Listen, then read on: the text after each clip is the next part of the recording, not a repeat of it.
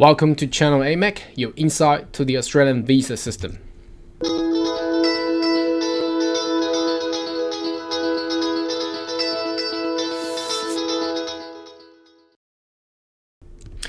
Good day everyone, my name is Carl Young, your registered migration agent online on air. Now today I would like to talk to you about how one person could come into Australia as an international student and ultimately migrate and integrate it into the Australian society.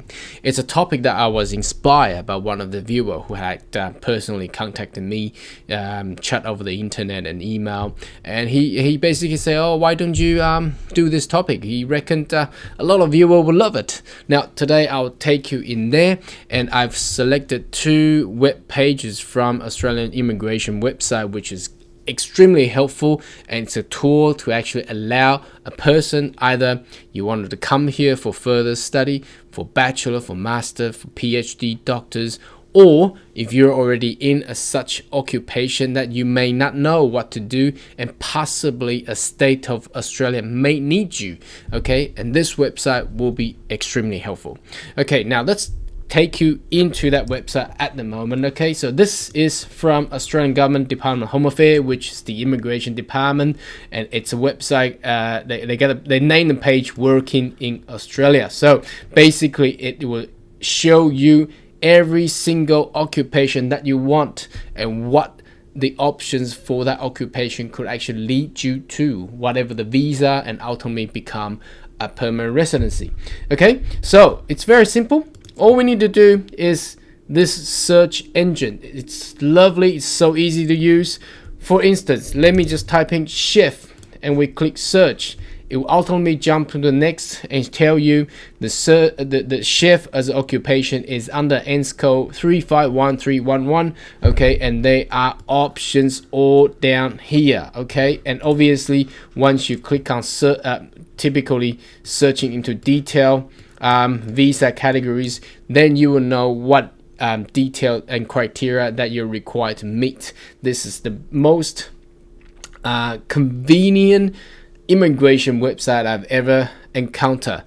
Previously, it relied based on memories, and because today's immigration policies has become enormously complicated and complex, where every state had different occupation lists unlike ever before.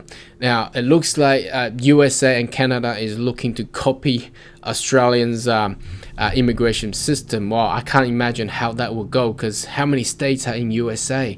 Now in Australia it's already so complex because there are Northern Territory, Queensland, New South Wales, Victoria, South Australia, Western Australia, Tasmania, and it's already a mess. Everybody don't know where to go. So I can't imagine how other bigger country could actually cater this. Now, and again, we can do this as well by, let's just punch in multimedia, and then we press search.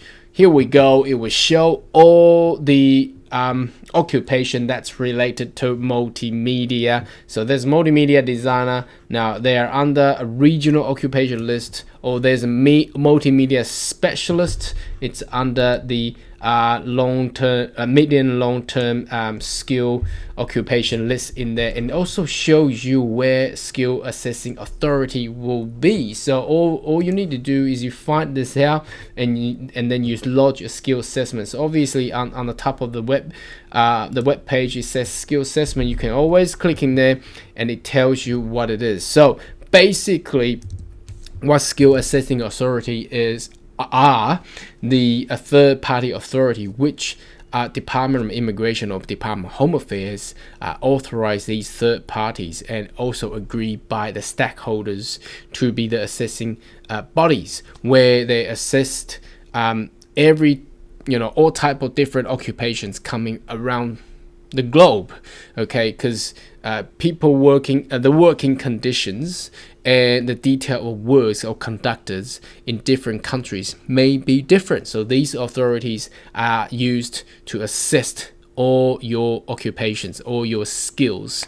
So the first thing first, if you want to come to Australia, if you're already in a job, it's the most important thing is get your job and get your skills assessed. Now, if you come here as an international student, now that website, if we go back there, is very good. You can actually search around and seek whatever that interests you, especially if you are only a graduate of high school student, or you're looking for possibly a second opportunity or new life in Australia. Now that website will actually allows you to get to whatever the topic that you may be interested. Now the next web page that I wanted to show you will be this, the points table for skill nominated visa. Now it's very important because after you find out the interest of your occupation or whatever the skills or knowledge that you want to gain, for example, you want to become a lawyer, you want to become a doctor, you want to become a engineer, it's all different. Now the most important thing here is we need to get enough points so that we are to be invited. You are to be invited by the government of Australia so you can become a permanent resident. Okay, now the whole system lies on an invitation-based system, what they call it skill select. So it's not like a traditional immigration system where you have met the criteria and you lodge it and you're just purely waiting for your visa, and that's what's happening in USA and Canada. That's why the US government and Canadian government is looking to change over to be similar to the Australian system. So what you do is it got a huge pool here, and you put all your detailed background into the pool, and then they are assigned to different points. So that's why we are looking at the points at the moment. The most point in your category of occupation will be picked and selected and invited to lodge visa, and that's how the Australian independent and or general skill migration system will work. So let's go through this. Now, if you're age between 25 and 33, you earn and you get the most points. So it looks like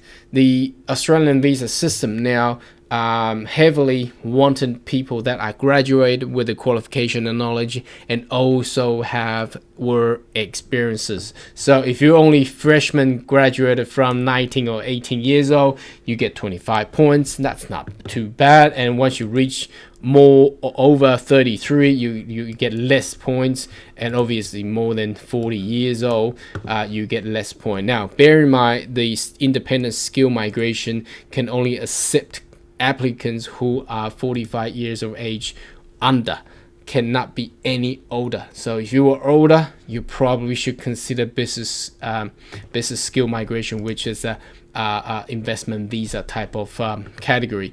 Now English, of course, they will promote a better English, and superior English shall be equivalent to an IELTS 8 level.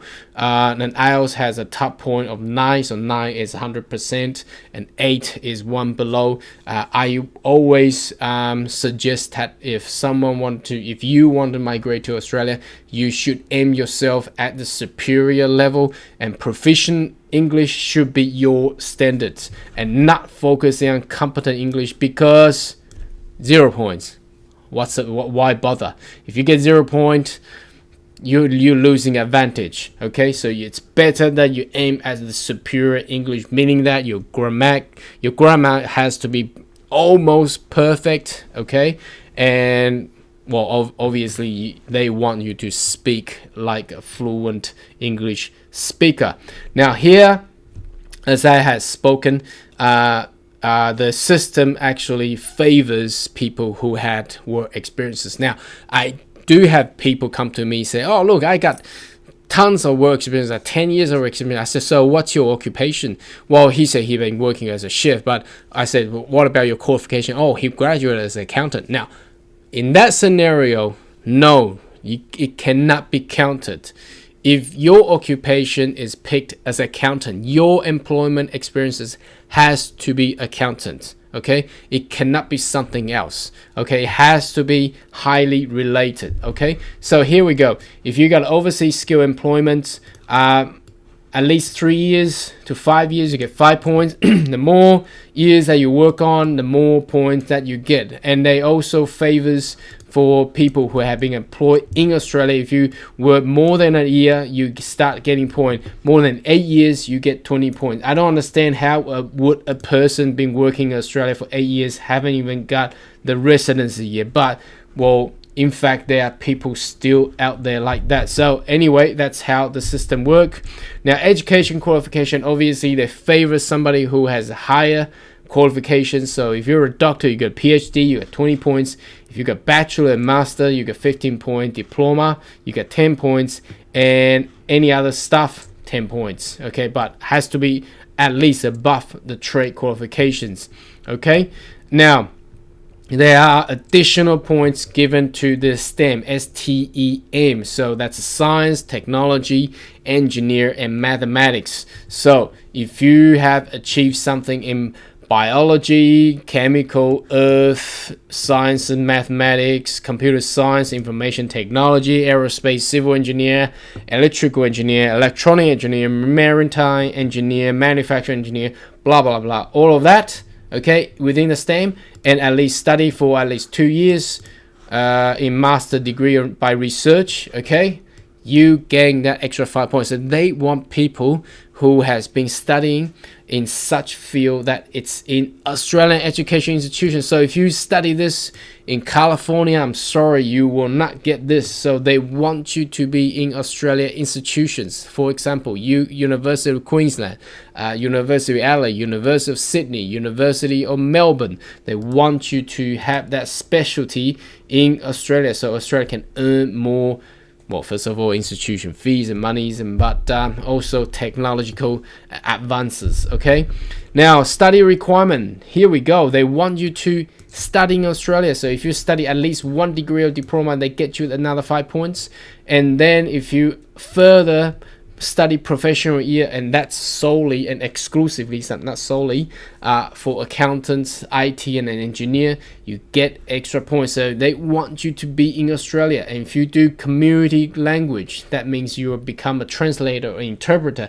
There's a certain test that you need to gain and pass, and you get that extra 5 points. And if you study in regional Australia, look like Adelaide, Darwin, where else? James Cook University in Cairns, Tasmania, places like that, you get extra points. And if you have partner with skill, you get extra points. And finally, if you get nominated by a state of Australia, you get extra points. Okay, so that's basically a very quick rundown of how the Australian independent skill migration and general skill migration actually works. So again, to summarize it, it's an invitation-based system. So Australia favors people who speak better English, have work experiences, have good and highest qualification you can, and if you're a scientific or IT or technological guy, they will love you. Okay, and also they favor people who have been working in Australia. And obviously, if you haven't been working in Australia, that's fine. Your employment can also count it into the point as well. So once you got all that background, you put in an expression of interest, and you're into a pool, a large pool, and then the system, like an AI, they will pick you. They will pick the best out of the category that you're in, and then the government will invite you. Okay, now it seemed to be very simple, but actually technically it's very, very complex. Until today, I still get thousands of comments and queries and emails, and people still don't get it. That's fine, we're here to help you out. So if you do have question, query, more than happy to leave your comment, and I shall reply back to you in time. Okay, and if you do like our video, remember to go to our Facebook fan page to give us a thumbs up, or alternatively, YouTube is one way to go. Subscribe, and remember the little bell button at the side, tick it. So next time if we got a news, you'll be the first one to get it. Thank you. Enjoy other videos. Bye.